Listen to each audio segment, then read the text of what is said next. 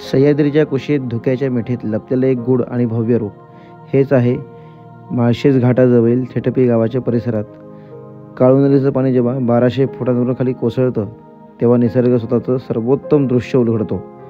मान्सूनमध्ये हा परिसर म्हणजे स्वर्गच. धबधब्यांचा गडगडाट, आजूबाजूचं धुकं आणि हिरवळ हे पाहणं म्हणजे आयुष्यभराची आठवण बनते. परंतु हे सौंदर्य सहजासहजी भेटत नाही. थेटपी गावापासून साधारण 2-3 तासाचा ट्रेक, कधीकधी निसरड्या वाटा, पण प्रत्येक पावलागणे एक वाढत जाणारी उत्सुकता.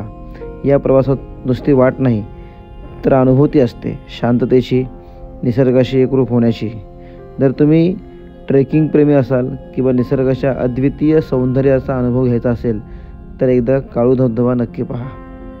यंदाच्या पावसात स्वतःला एक भेट द्या. सह्याद्रीच्या कुशीत कोसळणारा काळू धबधबा, जिथं निसर्गाचं सौंदर्य आणि वीरगंथांचा इतिहास एकत्र भेटतो.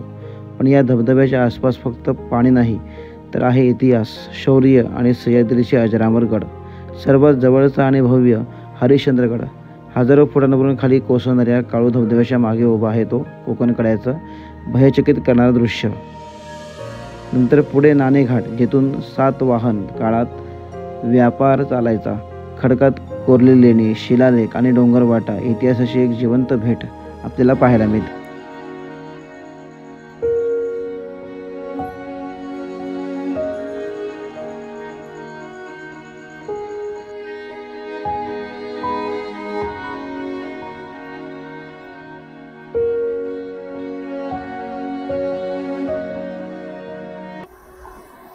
नमस्कार मित्रांनो, सुप्रभात. नवीन व्हिडिओमध्ये तुमचं पुन्हा एकदा स्वागत आहे. तर आता चाललो आहे मी माळशेज घाटामध्ये एक वॉटरफॉल काळू धबधबा पाहण्याकरता. तर आता माझे मित्र म्हणजे आमची फॅमिली आहे, 2 फॅमिली आहेत, एक ताईची फॅमिली आणि एक भाऊ, असं आम्ही चाललेलो आहोत. तर बघूयात काय होते ह्या व्हिडिओमध्ये. सुंदर ठिकाणे, व्हिडिओच्या सुरुवातीला तुम्हाला समजलं असेल ठिकाण कसं आहे काय ते. त्याचा सुरुवात करतोय सकाळी सकाळी. आता बसणं तिथपर्यंत पोहोचण्यापर्यंतचा प्रवास पाहूयात. आणि आता CNG भरते भाऊ तिथं गाडीमध्ये. तर ह्या प्रवासामध्ये तिथपर्यंत जास्तपर्यंत 7 वाजतील आणि ते ठिकाण तुम्हाला पाहायला मिळेल. बाकी पाऊस सुरू झाला आहे, थोडाफार दिसतोय.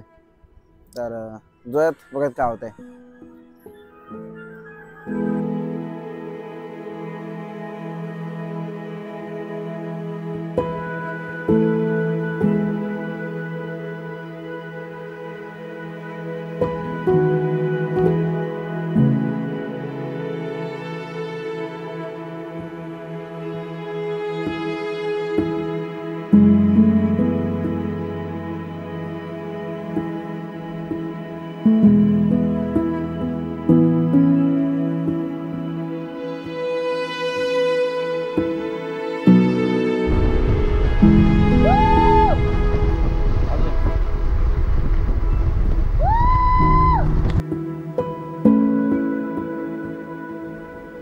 मित्रांनो, आता माळशेज घाट क्रॉस करून खाली आलो आहे आणि घाटातलं सुंदर दृश्य आणि इथे एक धबधबा आहे, तुम्हाला मी दाखवतो. तर सुंदर एकदम माळशेज घाट इतका अप्रतिम आहे, म्हणजे आता तर धुका आले त्यामुळे अजून सुंदर दिसतोय. आणि हा धबधबा छोटासा, अजून जो बघायचा आहे तो तर खूप मोठा आहे, पण हे छोटे छोटे धबधबे. हा एक XYZ मध्ये वाटेत लागणारा धबधबा.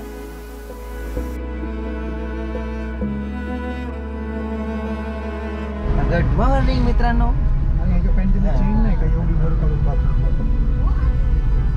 माळशेज घाटात धुकं राहते, जाऊ नका. इथे फार धुकं राहते, इथं प्रवास करायचं नसते. तिकडची वाट तिकडे जाते, तिकडची वाट इकडे जाते. नमस्कार मित्रांनो, आता आपण या ठिकाणी आलो आहे. हा आहे काळू धबधबा. ह्या धबधब्याकडे जाण्याकरता 4-5 ठिकाणावरून वाट आहे. पण ही जी वाट आहे ही वाडी वाघाची वाडी असं नाव आहे ह्या वाडीचं. तर या ठिकाणी आम्ही आलो आहे. तिथं उपहार केला. एक मित्र आहे आमचा गाईडवाला, तो आम्हाला सगळं गाईड करतो. त्यांनी सांगितलं, त्याच्या घरी गेलो, तिथं आम्ही उपहार केला. त्यानंतर मग हा जो धबधबा आहे ह्या धबधब्यापाशी आपल्याला जायचं आहे. ह्याला काळू वॉटरफॉल म्हणतात. सध्या गर्दी नाही आहे, तुम्ही येऊ शकता. नंतर गर्दी वाढणार, जसं असं पाऊस पडेल तशी गर्दी वाढते. तर आमचे फॅमिली मेंबर आणि मी स्वतः या ठिकाणी आलो आहे. बघूयात तो वॉटरफॉल, बाकी बघूयात काय होतंय.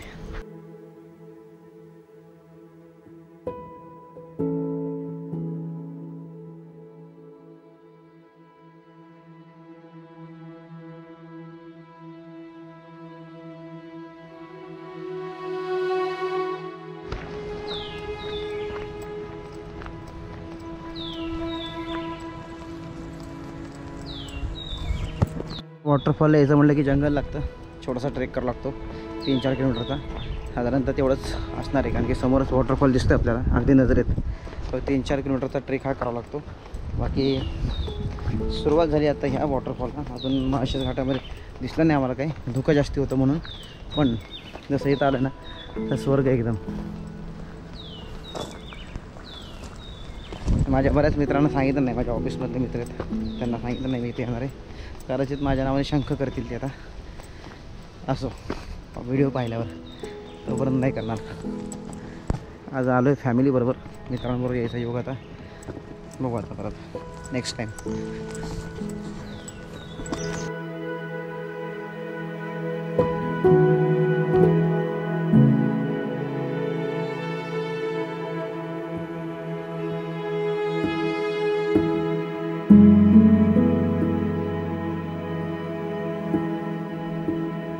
मित्रांनो, एक ओढा क्रॉस करून ही वाट जाते धबधब्याकडं.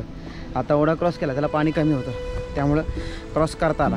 आता नंतर पाऊस इतका पडतो ना की क्रॉस करता येत नाही. आणि आता आम्ही पुढच्या ठिकाणी चाललो आहे. सगळं जंगल आहे, जंगलातनं असं आता जरा गार वाटते. मग अशी खूप ऊन पडलं होतं, दमलो मी तर.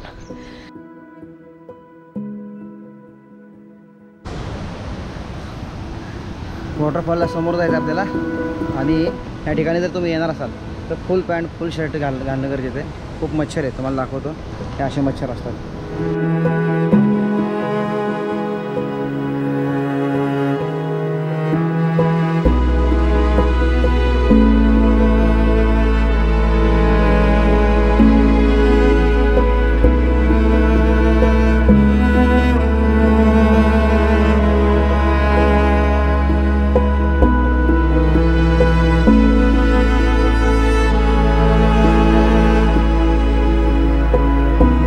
त्या धबधब्याजवळ आम्ही आलो आहे, काळू वॉटरफॉल. चढाई कठीण आहे, वेळ लागतो थोडासा, जास्ती नाही. कठीण म्हणजे एक ठिकाण आहे तिथं जास्ती त्रास होतो. बाकी शेवाळ आहे आणि मच्छर आहेत, या दोन गोष्टींचा त्रास जास्ती प्रमाणात होतो. आता ही मच्छर चावतात मला. इथं चालताना जरा रिस्की आहे जरा ह्या ठिकाणी.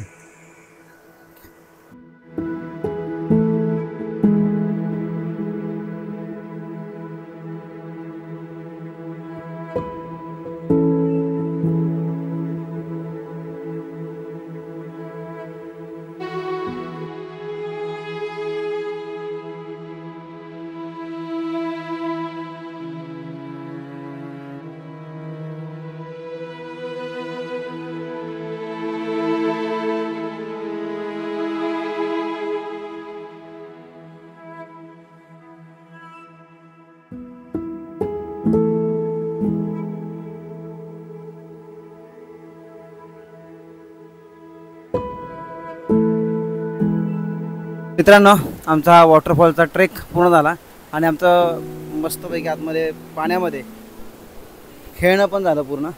फक्त ह्या ट्रेक करताना निसर्ग भाग जास्ती आहे, जसं की तो जो पॅच आहे, हा जो पॅच आहे हा उतरताना खूप अवघड आहे.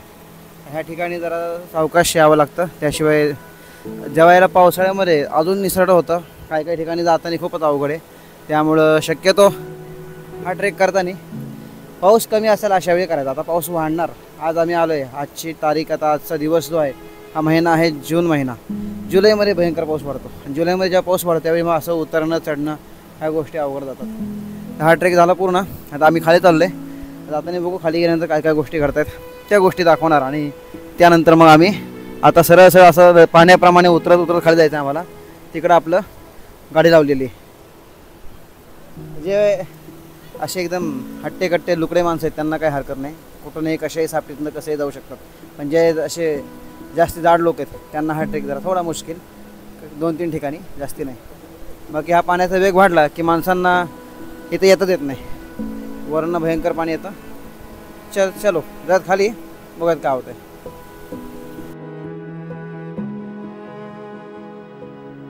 धबधब्याजवळ जास्ती असं तर वातावरण वेगळं आहे, इथे कोरडं वातावरण आहे.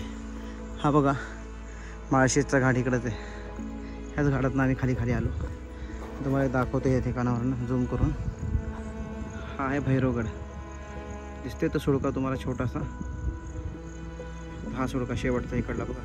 हा जो सुळका आहे शेवटचा झाडाजवळचा हा भैरवगड आहे. मोरोशीचा भैरवगड. आता झाला ट्रेक पूर्ण आमचा. फिरून झालं, भिजून झालं, खेळून झालं. आता जाऊ जेवण करू आणि मग जाऊ पुण्याला. संध्याकाळी 4-5 वाजेपर्यंत 6-7 वाजेपर्यंत पुण्यात पोहोचून अंदाज आहे. नंतर मग परत काम आहे ते मला सगळं एकत्रीकरण जोडणं हा सगळा विषय आहे. डोंगर तर खूप दिसत आहेत ना. काय दिसतंय मला सुळका सुंदर. गावातलं घर आहे. त्या गावातल्या घरामध्ये आम्ही सांगितलं जेवायला.